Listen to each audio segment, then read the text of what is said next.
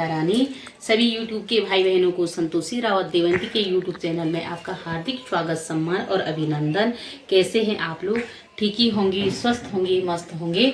और मैं भी माँ जगदम्बा की कृपा से आज दिन तक राजी खुशी से हूँ और आपकी कुशलता की कामना माँ दशम द्वार से करती हूँ कि मेरे यूट्यूब के जितने भी भाई बहन हैं सबके घर में रिद्धि सिद्धि आए, सबके मनोबल बढ़े और सबके कार्य सिद्ध होएं।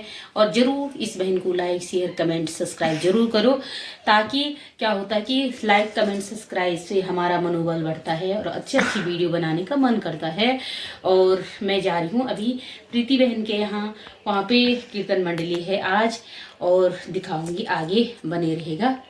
देखिए ये है सजवान दीदी लोगों ने गोभी वगैरह लगा रखे हैं और इसी रास्ते हम जा रहे हैं।